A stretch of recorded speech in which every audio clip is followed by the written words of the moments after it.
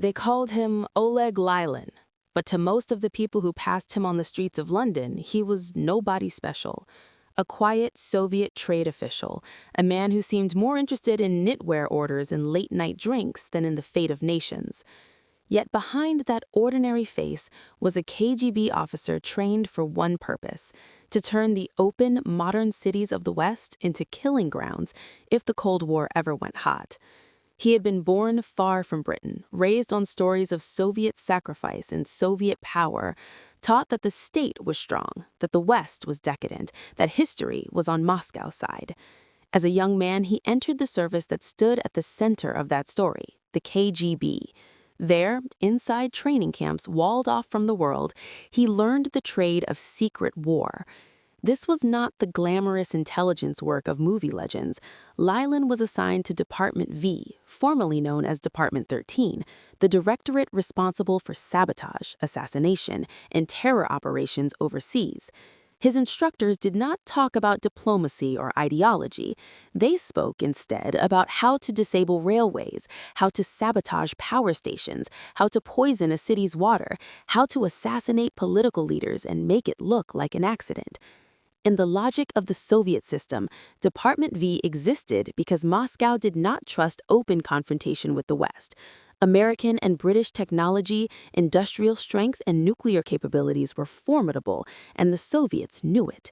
If the United States and its allies ever had to be broken, it would not be done in a fair fight.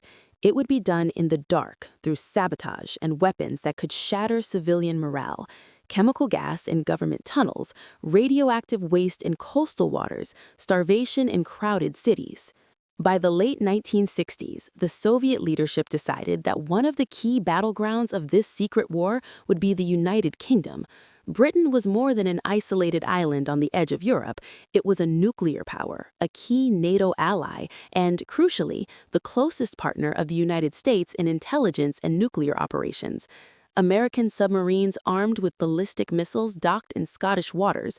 American and British codebreakers shared secrets under the Five Eyes arrangements. If the Soviets could cripple Britain, they could tear a hole in the Western alliance and weaken the American position without ever firing a shot at Washington. So they sent Oleg Lyalin.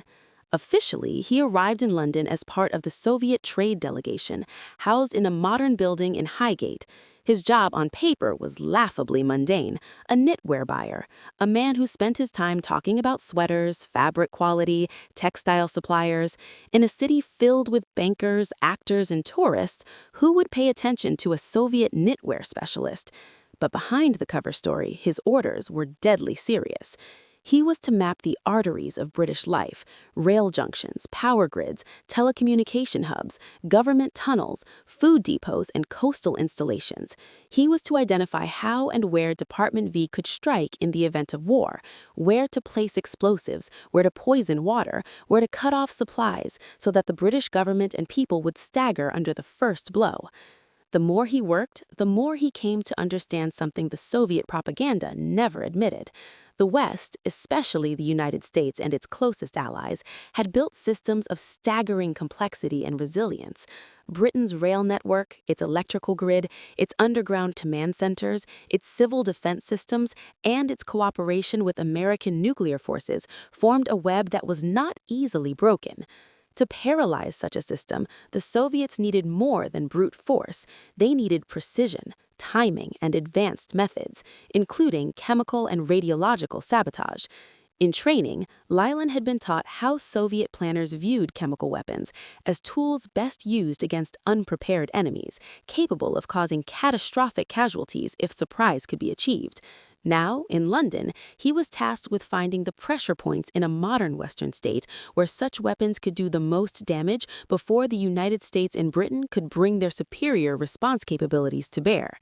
He walked the streets of London not as a tourist, but as a scout. He rode the underground and imagined the tunnels filled with choking gas. He studied ministries around Whitehall and imagined disguised messengers carrying capsules of poison through hidden corridors beneath Britain's political heart. He examined maps of Scotland and saw Holy Loch, where American submarines carrying Polaris nuclear missiles sheltered as a place where radioactive waste could be dumped in peacetime to create panic and turn British opinion against the United States. It was a bizarre double vision. On the surface, London was a city of neon lights, shopping districts, rock music, and the casual optimism of a Western democracy. Underneath, in the notebook of one Soviet officer, it was a target grid. But while he surveyed the West was also surveying him. British counterintelligence, MI5, had been humiliated for years. Cases like the Cambridge Five had shown that Soviet intelligence had penetrated deeply into British institutions. American partners had started to worry that sharing top-secret information with London meant handing it indirectly to Moscow. There was pressure on Britain to clean house, to prove to Washington that it could be trusted as a secure partner again. MI5 responded by turning its attention to the Soviet presence in London, the embassy, the trade delegation, the cultural offices. They studied faces, routines, and weaknesses. Oleg Lyalin stood out for a simple reason. He was a liability to his own side. He liked to drink, a lot. He liked women even more. In the smoky bars and private apartments of London, he lived like a man who believed that the rules didn't apply to him. He took lovers, including his own Russian secretary, Irina Teplyakova, and, according to some accounts, even the wife of his KGB superior. He inflated expenses, cut corners, and broke the strict moral codes that Soviet officers were supposed to uphold, at least on paper. MI5 watched and recorded. They didn't need to invent weaknesses. They only had to document the ones Lyalin created himself. In time, British officers approached him with something that carried more weight than any ideological argument: evidence.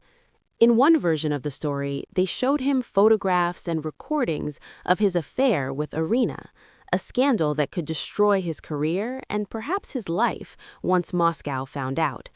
In another, they hinted that his own wife had already complained about him to Soviet colleagues, branding him a liar and cheat. Whichever details are emphasized, the essence remains the same. MI5 explained that the KGB was not his friend and that if he continued on his current path, the next call from Moscow could be his last. They offered him a choice: cooperate in exchange for protection and a future with Irina, or wait for the KGB to come to its own conclusions. For a while, Lyalin tried to play both sides. He agreed to provide information to the British, but did not immediately declare himself a full defector. Instead, he became a classic double agent. By day, he attended meetings at the Soviet trade delegation, sent reports to Moscow, and continued his cover as a buyer. By night, he sat in safe houses and MI5 offices, answering questions about Department V, naming KGB officers, drawing maps of targets, and describing contingency plans that no Western planner had ever seen from inside the system. What he revealed stunned his handlers. He explained that his mission in Britain was not ordinary espionage, stealing documents, recruiting sources, or listening to gossip. It was war planning. In the event of conflicts between the Soviet bloc and NATO, he and others like him were to carry out a campaign of sabotage designed to paralyze Britain in the first hours of hostilities. He ran through the checklist. Railways would be disrupted with explosives at key junctions, preventing the movement of troops and supplies. Power stations and substations would be sabotaged to plunge cities into darkness and disrupt communications. Ports and fuel depots would be attacked to choke off vital imports and immobilize military assets. Food stocks reserved for emergencies would be destroyed or contaminated to create the threat of starvation in an already shocked population. Then came the chilling details about chemical and radiological operations. Lyalin described a plan to infiltrate agents disguised as official messengers into the network of tunnels beneath Whitehall, the district that housed Britain's most important ministries and command centers. These agents would carry capsules of poison gas. In a crisis, they would move through the tunnels, releasing the gas at critical points, killing or incapacitating political leaders, senior civil servants, and military coordinators at the very moment when clear decision-making would matter most. This was not battlefield chemical warfare. It was a surgical strike at the nerve center of a modern democracy. It showed that Soviet planners had studied the physical and organizational architecture of the British state in detail and had devised ways to exploit it that went far beyond simple bombings or conventional attacks. He also revealed a proposal to contaminate Holy Loch, the Scottish anchorage used by the U.S. Navy as a base for nuclear arms Polaris submarines, with radioactive waste. The idea was simple and insidious. Dump radioactive material into the waters around the base, then use propaganda and carefully planted stories to blame the contamination on American submarines. Anti-nuclear activists in Britain had already been warning about the dangers of U.S. nuclear forces stationed there. If a real radioactive incident occurred, the Soviets believed they could drive a wedge between Britain and the United States, fracture the special relationship, and weaken American influence in Europe, all without firing a single missile. This plan was particularly alarming because it was designed to be carried out in peacetime. Unlike other contingency operations meant to be triggered when war was clearly underway, contaminating Holy Loch would have been an act of covert aggression during nominal peace, calculated to inflame public opinion and erode trust in Western technology and safety standards. It reflected a deep appreciation for the power of Western media, protest movements, and public fear, things that the Soviet system both envied and sought to weaponize. Every time Lyalin spoke, MI5 officers were reminded of the same reality. The Soviets were not improvising. They had invested years of planning, training, and intelligence into ways of crippling a Western society whose technological complexity they grudgingly respected and deeply feared. In the face of American-led command and control, nuclear deterrence, and alliance logistics, Moscow had turned to shadows, to poison, to sabotage. For British intelligence, the information was a goldmine. Lyalin's descriptions allowed planners to imagine exactly how an attack might unfold and to begin quietly reinforcing vulnerable seams. They could increase monitoring around key tunnels, adjust guard patterns, identify suspect trade officials, and rethink the security of installations like Holy Loch, where American technology and British territory intersected.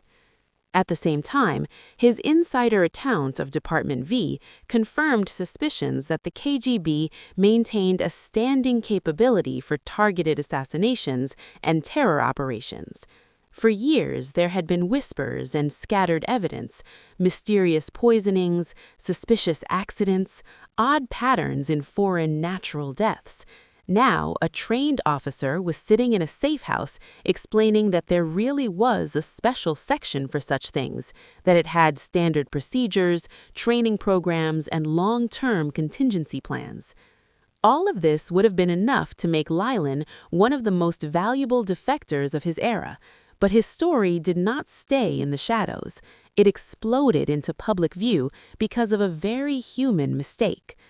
On the night of 31st August 1971 in London, Lyalin was stopped by the police for drunk driving.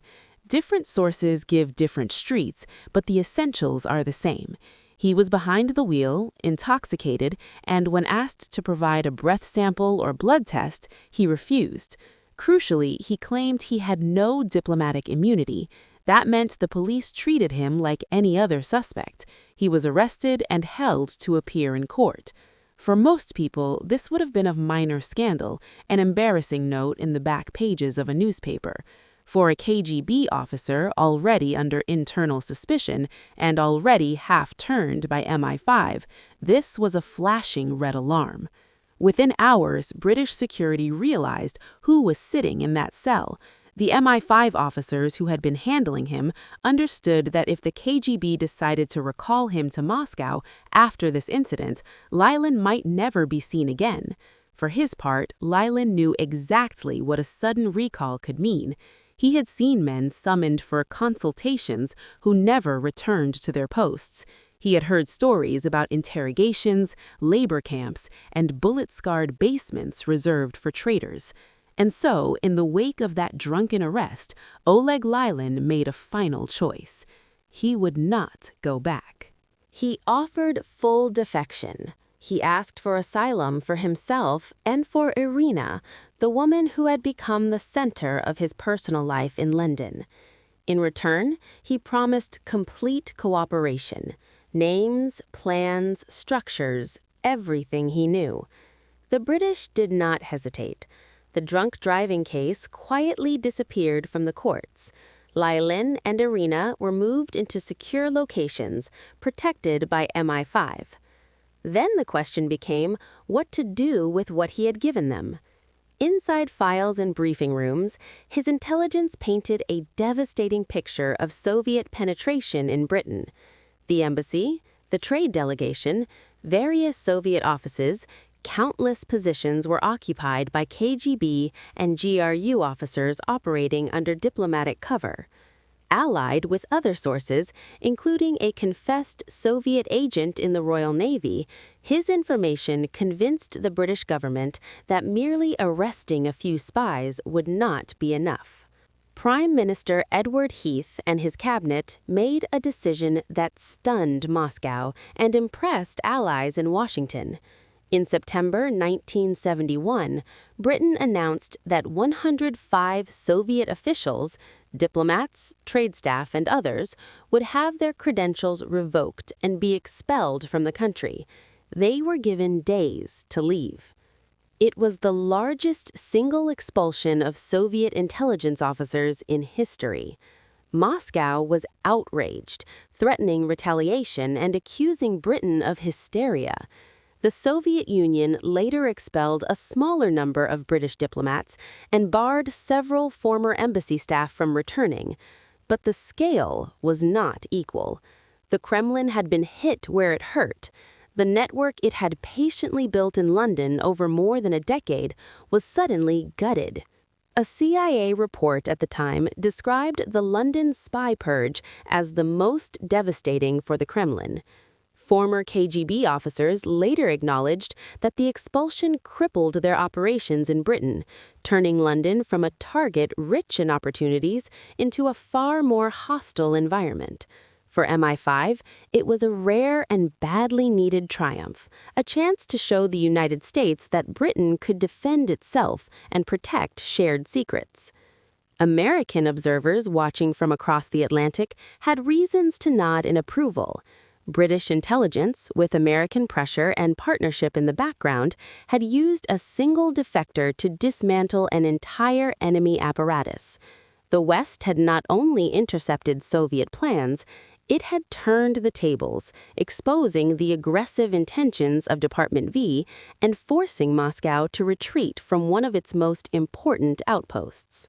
At a deeper level, the story carried a message about technological and organizational power. The KGB's elaborate schemes, chemical gas in Whitehall tunnels, radioactive sabotage at Holy Lock, starvation through food depot attacks, only made sense because Soviet planners understood how robust Western systems had become. They were not confronting a fragile enemy.